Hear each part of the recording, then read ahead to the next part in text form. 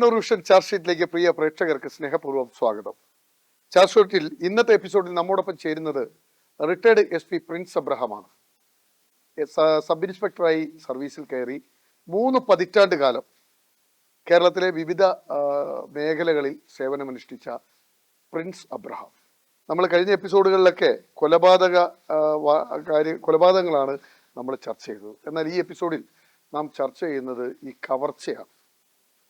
വാഹന മോഷണവും കവർച്ചയൊക്കെ ഒരു കാലത്ത് നിരന്തരം വാർത്തകളായിരുന്നു. ഇന്നിപ്പോൾ അത് കുറച്ച് കുറഞ്ഞിട്ടുണ്ട്. പണ്ട് 100 കണക്കിന് വാഹനങ്ങളാണ് കേരളത്തിൽ നിന്നും കവർച്ച ചെയ്ത് അന്യ സംസ്ഥാനങ്ങളിലേക്ക് കൊണ്ടുപോയിരുന്നത്. അതുപോലെ തന്നെ വീടുകളിലൊക്കെ കയറി കവർച്ച നടത്തുക എന്നുള്ളത് സ്ഥിരം പതിവായിരുന്നു. ഇന്ന് CCTVയും മൊബൈൽ ടവറും ഒക്കെ വളരെ സജീവമായതോടുകൂടി അതൊക്കെ കുറച്ച് കുറഞ്ഞിട്ടുണ്ട്. എന്നാൽ പണ്ട് കാലങ്ങളിൽ നടന്ന പല കവർച്ചകളും മോഷ്ടാക്കളും വലിയ കുപ്രസിദ്ധി നേടിയവരായിരുന്നു. മോഷ്ടാക്കൾക്ക് പേരുകൾ ഉണ്ടായിരുന്നു. അവരൊരു നാട്ടിലിറങ്ങിയാൽ കവർച്ച, ഇങ്ങനെ നിരന്തരമായ കവർച്ചകൾ നടന്നിരുന്നു. അങ്ങനെയുള്ള കവർച്ചകളുടെയും വാഹന മോഷണത്തിൻ്റെയൊക്കെ ചരിത്രത്തിലൂടെയും അതിൻ്റെ കഥകളിലൂടെയൊക്കെ ഈ ചാർജ് ഷീറ്റിൽ നമുക്ക് സഞ്ചരിക്കാം. പ്രേക്ഷകർക്കും ഒപ്പം പ്രിൻസ് അബ്രഹാമിനും ചാർജ് ഷീറ്റിലേക്ക് സ്വാഗതം. പ്രിൻസ് അബ്രഹാം, താങ്കൾ SI ആയി സർവീസിൽ കയറി 30 വർഷം, ഞാൻ തുടക്കത്തിൽ പറഞ്ഞതുപോലെ. അപ്പോൾ താങ്കളുടെ സർവീസിൻ്റെ ആദ്യ കാലഘട്ടത്തിലൊക്കെ മോഷ്ടാക്കൾ രസകരമായ കഥാപാത്രങ്ങളാണ്. പലരുടെയും സമ്പാദ്യങ്ങൾ മുഴുവൻ അടിച്ചുകൊണ്ട് പോയി ആ കുടുംബങ്ങളുടെയൊക്കെ അടിത്തറ തകരുന്ന കവർച്ചകൾ വരെ ഉണ്ടായിട്ടുണ്ട്. അത്തരം ഓർമ്മകളിലൂടെ നമുക്കൊന്ന് സഞ്ചരിച്ചാൽ.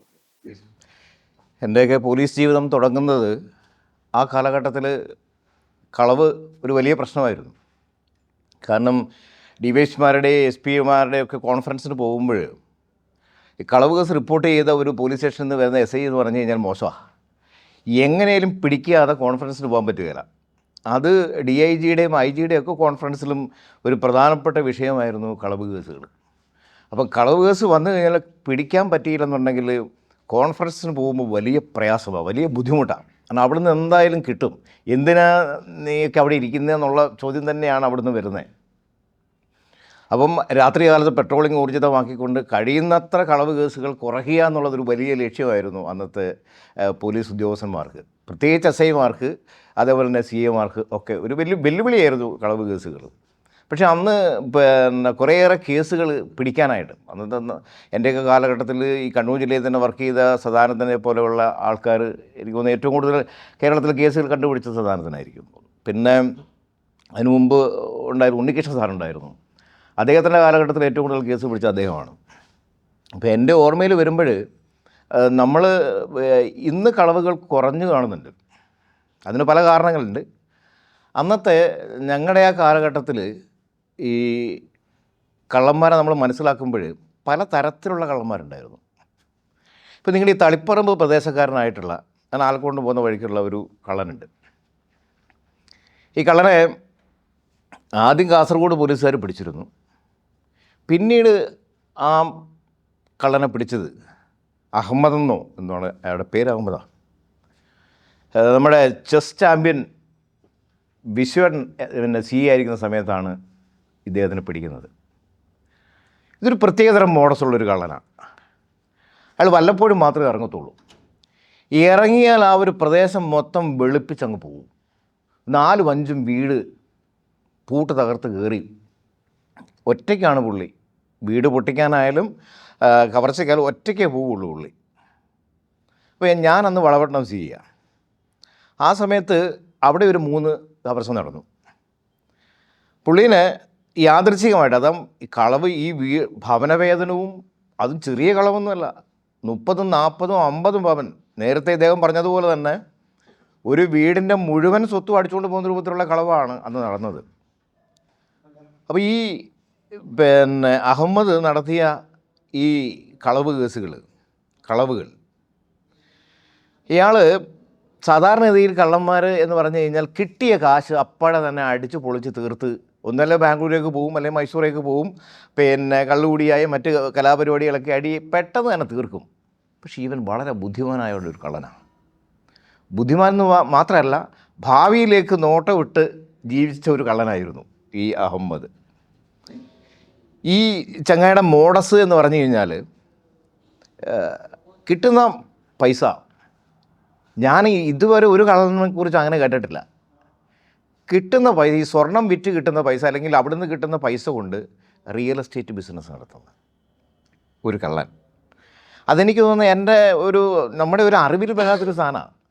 ഈ മോഷണം മുതൽ കൊണ്ട് വിറ്റിട്ട് അത് കൊണ്ട് റിയൽ എസ്റ്റേറ്റ് നടത്തുക, എന്നിട്ട് ഒരു ഫർണിച്ചർ ഷോപ്പ് വാങ്ങിക്കുക. ഈ വീട്ടിൽ വിശ്വേട്ടനും ടീമും എല്ലാം റിക്കവറി നടത്താൻ പോയ അവസരത്തിൽ വീടിൻ്റെ പണി നടന്നുകൊണ്ടിരിക്കുക. അപ്പോൾ ആ ഭിത്തിയിലെല്ലാം സ്വർണം ഇങ്ങനെ വെച്ചിരിക്കുകയാണ്. അതായത് കട്ടയുടെ ഇടയ്ക്കുള്ള സിമെൻറ്റ് ഇളക്കിയിട്ട് അതിനകത്തൊക്കെയാണ് ഈ സ്വർണം ഒളിപ്പിച്ച് വെച്ചത്. കണ്ടമാനം സ്വർണം പിടിച്ചന്ന്. കാരണം 27 കേസാണെന്ന് തോന്നുന്നു ആ ഒരൊറ്റ പിടുത്തത്തിൽ തെളിയിക്കാൻ പറ്റിയത്. അതിനകത്തൊരു 3 കേസ് വളപട്ടണത്തിൽ ഉണ്ടായിരുന്നു.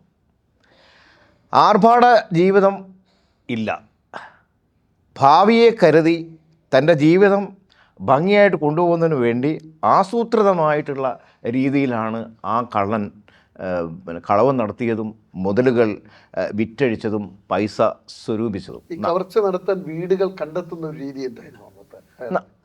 അത് ഞാൻ ചോദിച്ചു. അപ്പോൾ പകലിങ്ങനെ നടക്കും, എവിടെയെങ്കിലും ഒരു ഓട്ടോറിക്ഷ വിളിച്ചിട്ട് ഏതെങ്കിലും ഒരു വഴി, ഇവർക്കറിയാമല്ലോ പോർഷ് ഏരിയ ഏതാണ്, ആളൊഴിഞ്ഞ ഏരിയ ഏതാണെന്ന് മനസ്സിലാക്കുന്നതിന് വേണ്ടി ഇവർ ഒരു ഓട്ടോറിക്ഷയിൽ എവിടെയും ചെന്ന് ഇറങ്ങും. എന്നിട്ട് ഓട്ടോറിക്ഷക്കാരനെ പറഞ്ഞു വെച്ചിട്ട് ആ വഴി ഇങ്ങനെ നടക്കുമ്പോൾ ഇവർ പറയുന്നത് ചില വീടുകളിൽ ലൈറ്റ് പകൽ കത്തിക്കിടക്കും, ചില വീടുകളിൽ ആളുണ്ടാവില്ല, പിന്നെ പട്ടിയില്ലാത്ത വീടുകളാണ് ഇവർ അധികവും സെലക്ട് ചെയ്യുന്നത്. കാരണം കുറച്ച് ഒച്ചപ്പാടുണ്ടാക്കിയിട്ട് അയൽക്കാരെ ഉണർത്തി അവർ വന്ന് പിന്നെ ഓടിച്ചാടി പോകേണ്ട, ഇത്രയും അധ്വാനിച്ചിട്ട് വരുന്നതാണല്ലോ. അപ്പം പട്ടിയെ ഒഴിവാക്കും, അതോടൊപ്പം തന്നെ ആൾക്കാർ കഴിയുന്നത്ര അധികം ഇല്ലാത്ത അങ്ങനെ വീടുകൾ ഇവർ നോക്കി പകൽ നിരീക്ഷണം നടത്തി കണ്ടുവെക്കുന്ന ഒരു റൂട്ടിലാണ് ഈ പറഞ്ഞ അഹമ്മദിൻ്റെ യാത്ര. ഒറ്റയ്ക്കേ പോവുള്ളൂ. അതുകൊണ്ട് തന്നെ ഇയാൾ ചെയ്ത കുറ്റകൃത്യത്തെക്കുറിച്ച് പുറത്ത് ലോകത്ത് അറിയാൻ, വേറൊരാൾ വഴി അറിയാൻ യാതൊരു സാധ്യത, ഇയാൾ പറയാതെ അറിയാൻ സാധ്യതയില്ല. പിന്നെ എങ്ങനെയാണ് സംശയം തോന്നിയെന്ന് പറഞ്ഞു കഴിഞ്ഞാൽ ഇയാളുടെ പെട്ടെന്നുള്ളൊരു വളർച്ച.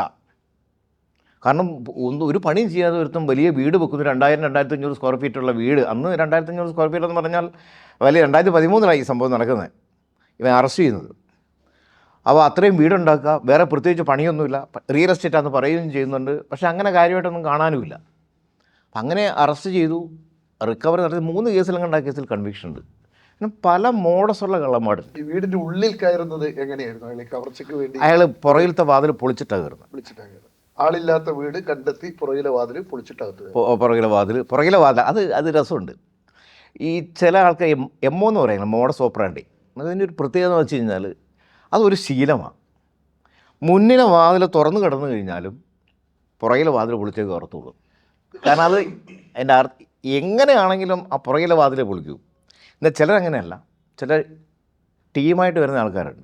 ഈ കുറവന്മാർ തമിഴ്നാട്ടിൽ നിന്ന് വരുന്നവർ, അവരൊക്കെ ഇടിച്ച് 5-6 പേരായിരിക്കും, ഇടിച്ചാൽ കയറത്തേ ഉള്ളൂ. പിന്നെ കയറി അവിടുന്ന് ചെയ്യാവുന്ന എല്ലാം ചെയ്യും. ഭീഷണിപ്പെടുത്തിയത് താങ്കളുടെയൊക്കെ ശ്രദ്ധയിലുണ്ടാവുമെന്ന് എനിക്ക് തോന്നുന്നത്. നമ്മുടെ കണ്ണൂരിൽ ഒരു വീട് അതേപോലെ അപ്പാടെ ആൾക്കാരുള്ള സമയത്താണ്, പിന്നെ ഒരു വലിയ മതിലൊക്കെ ഉള്ള വീടാണ്. നമ്മുടെ കൃഷ്ണമേനോൻ കോളേജിൻ്റെ ഓപ്പോസിറ്റ് സൈഡിൽ പള്ളിക്കുന്നിൽ ഒരു വീട്ടിൽ ആൾക്കാരുണ്ട്, 5-6 പേര് ആ വീട്ടിലുണ്ട്. തൊട്ടപ്പുറത്തെ വീട്ടിൽ അവർ ഉറങ്ങിയിട്ടില്ല, അവർ വർത്താനെല്ലാം പറഞ്ഞിങ്ങനെ ഇരിക്കുക. അത് ചെറിയ സാധാരണക്കാരുടെ വീടാണ്, ഇത് വലിയ മതിലൊക്കെ ഉള്ള വീടാണ്. അപ്പം പിന്നെ ഇടിച്ചാൽ കയറുക വരും. വാതിലെന്ന് പറഞ്ഞു കഴിഞ്ഞാൽ അത്ര സ്ട്രോങ് വാതിലാണ്, അത് അടിച്ച് പൊട്ടിച്ചിട്ട് കയറുക. 2 വാതിൽ കടന്നാലേ ശരിക്ക് ഉള്ളിൽ പ്രവേശനമുള്ളൂ. എന്നിട്ട് അത് അടിച്ച് പൊളിച്ചിട്ട് ആൾക്കാരെ മുൾമുനയിൽ നിർത്തിയിട്ടാണ് അവിടുന്ന് ഏതാണ്ട് എനിക്കൊന്ന് 100 പവനിലേറെ മോഷിച്ചു എന്നാണ് പറഞ്ഞത്. ആയുധം കാണിച്ചായിരുന്നു. ആയുധം കാണിച്ചിട്ട് കെട്ടിയിട്ട് വാ പുത്തി. എന്നിട്ട് ഇവർ ആ സമയത്ത് എന്തോ ഒരു ഒച്ചയൊക്കെ വെച്ചിരുന്നു. ആ ഒച്ച താഴെയുള്ളവർ കേൾക്കുന്നുണ്ട്. അപ്പോൾ അവർ ഇങ്ങനെ ഞങ്ങൾ അന്വേഷിക്കാൻ പോയപ്പോൾ അവർ പറഞ്ഞത് അവർ വലിയ വീടില്ല, അവരെന്തെങ്കിലും ഒച്ച കേട്ട് നമ്മൾ നോക്കേണ്ട കാര്യമൊന്നുമില്ലല്ലോ. ഈ വലിയ മതിൽ കെട്ടുമ്പോൾ ഒരു പ്രശ്നമാണ്, 1.5 ആൾ പൊക്കമുള്ള മതിലാണ് അത്. ഇവർക്ക് അങ്ങോട്ട് പ്രവേശനമില്ല, അവിടുത്തെ ഒച്ച നമ്മൾ കേൾക്കേണ്ട കാര്യമില്ലല്ലോ.